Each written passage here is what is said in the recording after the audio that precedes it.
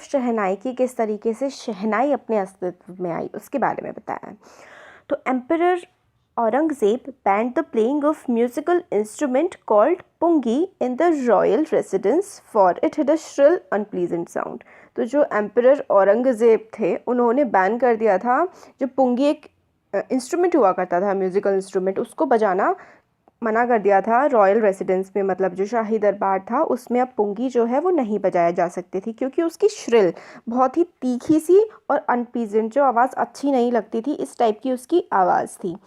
पुंगी became the generic name for the reeded noise makers. तो पुंगी जो है फिर वो एक नेम ही बन गया जो रीडेड नॉइज मेकर्स होते थे, मतलब जो एक ऐसे विंड इंस्ट्रूमेंट जो हवा की हेल्प से चलते हैं, जैसे कि फ्लूट हो गया।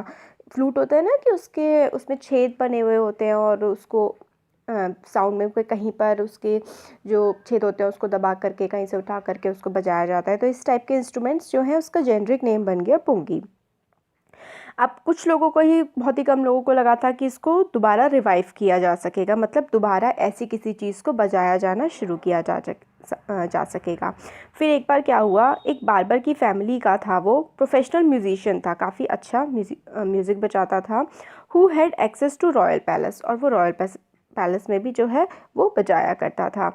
Decided to improve the tonal quality of pungi. एक बार्बर था, प्रोफेशनल म्यूजिशियन भी था वो, तो उसने डिसाइड किया कि पुंगी की जो क्वालिटी है, जिस तरीके से उसकी आवाज़ आती है, उसको वो ठीक करेगा। तो उसने क्या किया, एक पाइप को चूज़ किया और उसमें क्या किए, बड़े बड़े से ना उसमें छेद कर दिए, जो काफ़ी, मतलब पुंगी से जो थोड़ा ब्रॉड था, चौड़ा था और थोड़ा लंबा था, उसमें उसने क्या किया कि 7 होल्स कर दिए उसकी पाइप जैसी बॉडी में। फिर जब उसने उसको बजाना शुरू किया तो उसने क्या किया कि कुछ होल्स को उसने क्लोज़ किया, कुछ होल्स को ओपन रखा, तो काफ़ी सॉफ्ट और मेलोडियस सी साउंड जो है उसमें आने लगी थी। फिर उसने क्या किया, इस इंस्ट्रूमेंट को वहाँ पर जो रॉयल कोर्ट था वहाँ पर बजाया, तो सारे लोग इम्प्रेस हो गए। इंस्ट्रूमेंट काफ़ी ज़्यादा डिफरेंट था पुंगी से, इसलिए उसको एक नया नाम दिया जाना ज़रूरी था। तो देखिए ये पिक्चर में दिखा रखा है, पुंगी ऐसे हुआ करता था, बीच में से गोल शंख टाइप का, और शहनाई तो लंबी सी होती है। तो अब वो पुंगी से तो इंस्ट्रूमेंट काफ़ी अलग था, तो इसलिए उसको एक नया नाम दिया जा रहा था। तो पुंगी जो है, पहले पुंगी बोल रहे थे सब उसे, तो नया इंस्ट्रूमेंट जो है पहली बार शाह के चैम्बर में बनाया गया था, बनाया नहीं बजाया गया था। तो शाह के चैम्बर में बजाया था सबसे पहले, और बजाया किसने था, वो एक नाई था। तो दोनों को मिला करके इसका नाम पड़ गया शहनाई। तो शहनाई नाम कैसे पड़ा और इसकी स्टोरी हम लोगों ने देख ली। फिर जो साउंड थी ना शहनाई की, उसको ऑस्पिशियस कंसिडर किया जाने लगा। ऑस्पिशियस का मतलब होता है ऐसी कोई भी चीज़ जो गुड फॉर्च्यून, अच्छा लक लेकर के आए। तो शहनाई की साउंड को ऑस्पिशियस माना जाने लगा, और आज भी इसी रीज़न की वजह से इसको टेम्पल्स में बजाया जाता है और एक इंडिस्पेंसिबल कंपोनेंट माना जाता है नॉर्थ इंडियन वेडिंग का। इंडिस्पेंसिबल कंपोनेंट का मतलब हो गया कि जिसको छोड़ा ही नहीं जा सकता, इसके बिना तो नहीं काम चल सकता। तो शहनाई ज़रूर बजाई जाती है नॉर्थ इंडियन वेडिंग्स में, शादियों में। तो पास्ट में क्या होता था, शहनाई पार्ट होता था नौबत या फिर traditional assemblance of 9 instrument found at royal court. मतलब रॉयल कोर्ट में जो भी इंस्ट्रूमेंट बजाए जाते थे, जैसे कि 9 इंस्ट्रूमेंट बजाए जाते थे, उनमें से एक जो है वो शहनाई भी हुआ करता था। और अब भी, आज भी क्या है, टेम्पल्स में और वेडिंग्स में तो इसको बजाया ही जाता है। मतलब टेम्पल और वेडिंग में तो शहनाई ज़रूर ही बजती है। क्रेडिट जो है इसको क्लासिकल स्टेज पर लाने का, बहुत ज़्यादा शहनाई को इम्पॉर्टेंट बनाने का क्रेडिट जो है वो जाता है बिस्मिल्लाह खान को। जब बिस्मिल्लाह खान 5 साल के थे तब उन्होंने गिल्ली डंडा जो है पौंड के किनारे खेलना शुरू कर दिया था। वो बिलोंग करते थे एंशिएंट स्टेट ऑफ दुमराव इन बिहार। तो जो बिस्मिल्लाह खान थे वो कहाँ से बिलोंग करते थे, दुमराव बिहार के वो रहने वाले थे। तो वो जो बिहारजी टेम्पल था वहाँ पर वो भोजपुरी में चैता जो है वो गाया करते थे। और एट द एंड उनको, मतलब एक बार क्या हुआ कि उन्होंने बिहारजी टेम्पल में गाना गाया। टेम्पल्स में वो शहनाई भी बजाते थे और गाना भी गाते थे। तो वो उन्होंने एक प्राइज़ जीता, वो था 1.25 kg का एक लड्डू जो कि लोकल महाराजा थे उन्होंने गिफ्ट किया था। और ये वाली जो बात है ये 80 ईयर्स अगो जो है वो हुई थी। और the little boy has travelled far to earn the highest civilian award in India, the Bharat Ratna. ये एक ऐसे म्यूजिशियन बने बिस्मिल्लाह खान हमारे देश के, जिन्हें हमारे देश का हाईएस्ट सिविलियन अवार्ड, सबसे उच्च नागरिक सम्मान मिला है, भारत रत्न। अब बिस्मिल्लाह खान के बारे में हमें बता रहे हैं कि इनका जो बर्थ हुआ था वो 21 मार्च 1916 को हुआ था। बिस्मिल्लाह खान जो है एक वेल नोन म्यूजिशियन की जो फैमिली होती है उसको बिलोंग करते थे और ये बिहार के थे। उनके जो ग्रैंडफादर थे रसूल बख्श खान, वो शहनाई नवाज़ ऑफ भोजपुर खान जो थे, भोजपुर के जो किंग थे ना, सॉरी खान नहीं, भोजपुर के जो किंग थे उनकी कोर्ट में वो शहनाई बजाया करते थे। और उनके जो फादर थे उनका नाम था Paigambar Bakhsh, and other paternal ancestors were also great shehnai player. तो मतलब उनकी फैमिली के सारे लोग, मैक्सिमम जो लोग थे वो शहनाई प्लेयर्स थे। यंग एज में ही जो है इनकी लाइफ का काफ़ी पार्ट, इम्पॉर्टेंट पार्ट बन गया था म्यूज़िक। जब वो 3 साल के थे तो वो अपनी मम्मी के घर में गए हुए थे बनारस में। तो बिस्मिल्लाह जो है काफ़ी फैसिनेट हुए, उनके जो अंकल थे उनको प्रैक्टिस करते हुए देखा जब उन्होंने शहनाई को, तब उन्होंने अपने अंकल को अकम्पनी करना शुरू कर दिया। उनके अंकल का नाम था अली बख्श। विष्णु टेम्पल जो था बनारस में, वहाँ पर जो है बख्श शहनाई बजाया करते थे। अली बख्श मतलब शहनाई प्ले करते थे, बिस्मिल्लाह भी उनके साथ बैठ कर के घंटों घंटों जो है वो प्रैक्टिस किया करते थे। स्लोली ही started getting lesson in playing the instrument and would sit practising throughout the day. और धीरे धीरे उन्होंने शहनाई को बजाना सीखना शुरू कर दिया। sorry, for years to come to temple of Balaji, Mangala Maiya and the banks of the Ganga became the young apprentice's favorite haunts where he could practice in solitude। तो बहुत कई सालों बाद जब वो और बड़े, थोड़े थोड़े बड़े होते गए तो गंगा का घाट जो था, गंगा का किनारा, मंगल माया और बालाजी का जो मंदिर था, वहाँ पर जो है बिस्मिल्लाह खान प्रैक्टिस किया करते थे। यंग अप्रेंटाइज का मतलब है जो प्रैक्टिस करते हैं ना किसी भी चीज़ की, उनको अप्रेंटाइज बोलते हैं। तो काफ़ी घंटों घंटों तक जो है ये अकेले रह कर के, सॉल्टिट्यूड का मतलब होता है अकेले होना, अकेले रह कर ये कई घंटों तक प्रैक्टिस किया करते थे। फ्लोइंग वाटर जो था गंगा का, वो इनको इंस्पायर करता था खुद को इम्प्रोवाइज़ करने में, नए नए रागास को बनाने में और ख़ुद को इम्प्रूव करने में। जब भी 14 साल के थे बिस्मिल्लाह खान, तो इन अपने एक अंकल के साथ ये इलाहाबाद म्यूज़िक कॉन्फ्रेंस में गए थे। और एट द एंड जब वो उनका पूरा हो गया था म्यूज़िक बजाना, उस्ताद फ़ियाज़ खान ने उनकी जो है पीठ थपथपाई थी और कहा था मेहनत करो और तुम इसमें बहुत अच्छा कर सकते हो।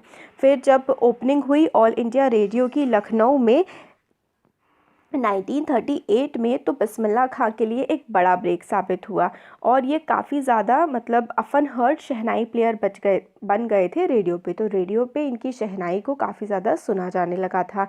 जब इंडिया को इंडिपेंडेंस मिली 15 अगस्त 1947 को, तो बिस्मिल्लाह खान पहले इंडियन बने जिन्होंने पूरे नेशन को ग्रीट किया अपनी शहनाई से। तो सबसे पहले शहनाई बिस्मिल्लाह खान ने ही बजाई थी हमारी आज़ादी के बाद। उन्होंने मतलब अपना पूरा हार्ट जो है ना पोर्ड आउट, ही पोर्ड हिज हार्ट आउट, मतलब अपने पूरे दिल से उन्होंने जो राग काफ़ी जो है रेड फोर्ट पे बजाया था और ऑडियंस को और जवाहरलाल नेहरू के सामने उन्होंने ये बजाया था। और जो उनकी जवाहरलाल नेहरू की फेमस स्पीच है the trust with the destiny, और मतलब बहुत अच्छी स्पीच है, आप कभी यूट्यूब पे सर्च करके देखिएगा, the trust with the destiny. हमारी इंडिपेंडेंस के टाइम पे रात के 12 बजे के आसपास इन्होंने, नेहरू जी ने जो है वो स्पीच दी थी। हाँ, तो नेहरू जी की स्पीच से पहले बिस्मिल्लाह खान ने अपनी शहनाई बजाई थी। बिस्मिल्लाह खान को काफ़ी ज़्यादा मतलब इन्होंने मेमोरेबल, बहुत ही यादगार परफॉर्मेंसेस इन्होंने दी हैं इंडिया में भी और अब्रॉड में भी। इनकी पहली जो ट्रिप थी अब्रॉड वो अफ़गानिस्तान को थी और वहाँ पर इन्होंने किंग ज़हीर शाह के लिए इन्होंने जो है वो शहनाई बजाई थी। और उन्होंने किंग ज़हीर शाह ने, जो अफ़गानिस्तान के किंग थे, इनको प्राइज़लेस, बहुत ही मतलब अच्छे जो पर्शियन कार्पेट्स होते हैं वो दिए थे एज अ सोवेनियर्स। देखिए, सोवेनियर्स ऐसी चीज़ होती है जिसको कोई मेमोरी आपको, आप जैसे कहीं घूमने जा रहे हैं और आप वहाँ की यादगार के तौर पर कोई चीज़ वहाँ से ख़रीद के लेके आते हैं कि हम वहाँ गए थे उसकी याद के लिए, तो वही होता है सोवेनियर। तो उन्होंने अफ़गानिस्तान के किंग ने सोवेनियर के तौर पर उनको पर्शियन कारपेट्स गिफ्ट में दिए थे, और वो काफ़ी ज़्यादा उनको मतलब पसंद आया था, वहाँ उनको भी और वहाँ के लोगों को भी, बिस्मिल्लाह खां का म्यूज़िक। फिल्म डायरेक्टर विजय भट्ट जो है वो काफ़ी ज़्यादा इम्प्रेस हो गए थे इनकी जो है उसको सुन करके शहनाई को, कि उन्होंने अपनी फ़िल्म का नाम ही रख दिया था गूंज उठी शहनाई। फ़िल्म काफ़ी बड़ी हिट हुई थी और बिस्मिल्लाह खां के कंपोजिशंस भी इसमें पड़े हुए थे। फिर दिल का खिलौना है टूट गया, ये मतलब जो था ना गाना, नेशन वाइड चार्ट बस्टर रहा था, बहुत ज़्यादा पसंद किया गया था पूरे मतलब इंडिया में। बिस्मिल्लाह खां का जो वेंचर था वो मूवीज़ में काफ़ी कम रहा, 2-3 ही मूवीज़ में इन्होंने जो है वो वर्क किया था, जैसे विजय भट्ट की गूंज उठी शहनाई और विक्रम श्रीनिवासन की जो एक कन्नड़ वेंचर था, कन्नड़ मूवी थी सनादि आपन्ना। फिर वो कहते हैं कि बिस्मिल्लाह खां बताते हैं कि उन्हें जो आर्टिफिशियलिटी थी मतलब म्यूज़िक की मूवीज़ में, वो उनको मतलब पसंद नहीं आती थी, इसलिए उन्होंने ज़्यादा वर्क नहीं किया मूवीज़ में। फिर अवार्ड्स और रिकॉग्निशंस जो थे वो तो मतलब इनके बहुत ही ज़्यादा, इनको अवार्ड्स और रिकॉग्निशन मिले हुए हैं। ये इंडिया से मतलब काफ़ी ज़्यादा बाहर इनको पूरे वर्ल्ड में इनवाइट किया जाता था, पहले इंडियन थे जिनको इनवाइट किया गया था prestigious Lincoln centre hall in the United states of America, मतलब यूएस में इनको इनवाइट किया गया था शहनाई बजाने के लिए। इन्होंने बहुत सारे वर्ड्स के और भी इवेंट्स में पार्टिसिपेट किया, जैसे कि world exposition in Montreal, in the Cannes art festival, in Osaka trade fair. तो मतलब इंटरनेशनली भी ये काफ़ी ज़्यादा वेल नोन पर्सनालिटी थे। और तेहरान में तो एक ऑडिटोरियम ही इनके नाम पर रख दिया गया है, तहार मौसीक उस्ताद बिस्मिल्लाह खान, इनके नाम पे तेहरान में एक ऑडिटोरियम है। फिर नेशनल अवार्ड्स इनको देखिए, हमने पहले ही देख लिया था कि इंडिया का highest civilian award Bharat Ratna तो इनको मिला ही हुआ है, बाकी इनको पद्मश्री, पद्म भूषण, पद्म विभूषण भी इनको दिए गए हैं। फिर 2001 में उस्ताद बिस्मिल्लाह खां को इंडिया का highest civilian award Bharat Ratna 2001 में इनको दिया गया।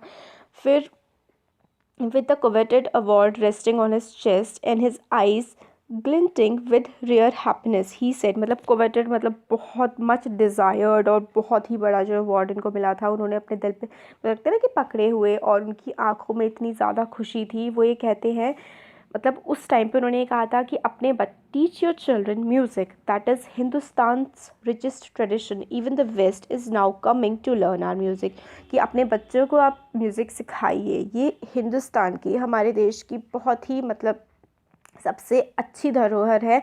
आज तो वेस्ट के लोग भी इंडिया का म्यूज़िक सीखने के लिए इंडिया में आ रहे हैं। वो कहते हैं in spite of having travelled all over the world, पूरी दुनिया घूमने के बाद भी जब खान साहब से पूछा जाता है कि आपको मतलब क्या पसंद था, फिर वो मतलब यही कहते हैं कि वो फॉन्ड है, बहुत ज़्यादा दीवाने हैं बनारस और दुमराव के, वही उन्हें दुनिया की सबसे खूबसूरत जगहें लगती हैं। एक बार एक यूएस के स्टूडेंट ने उनसे कहा था कि वो उनके लिए एक इंस्टीट्यूट खोलना चाहते हैं यूएस में शहनाई सिखाने के लिए, और उस यूएस के स्टूडेंट ने ये भी प्रॉमिस कर दिया था कि वो बनारस को और दुमराव को, उस पूरे जहाँ पे वो रहे हैं उस रीजन को रेप्लिकेट कर देंगे यूएस में। मगर खान साहब ने कहा कि क्या वो गंगा रिवर को भी ट्रांसपोर्ट कर देंगे यूएस में उनके लिए। फिर वो मतलब अपनी पूरी लाइफ को रिमेंबर करते हैं, वो कहते हैं सॉरी कि दैट इज़ वाई, मतलब मैं अपनी किसी फॉरेन कंट्री में वो नहीं रह सकते, क्योंकि उनको सबसे अच्छी जगह तो गंगा का घाट और अपना दुमराव और बनारस वाला रीजन ही लगता है। जब वो मुंबई में होते हैं तो वो कहते थे कि वो बनारस के बारे में और गंगा के बारे में ही सोच पाते थे, और जब वो बनारस में होते थे तो वो यूनिक मत्था ऑफ दुमराव को मिस किया करते थे। फिर आगे वो बताते हैं मतलब कि उस्ताद बिस्मिल्लाह खां एक, लास्ट में ऑथर कहते हैं कि एक परफेक्ट एग्जाम्पल है rich cultural heritage of India के, मतलब हमारे देश ने कितने अच्छे म्यूजिशियन दिए हैं उसका एक बहुत ही अच्छा एग्जाम्पल है। इन्होंने एक तो ये है कि एक डिवोट मुस्लिम थे, मतलब अपने धर्म को पूरी तरीके से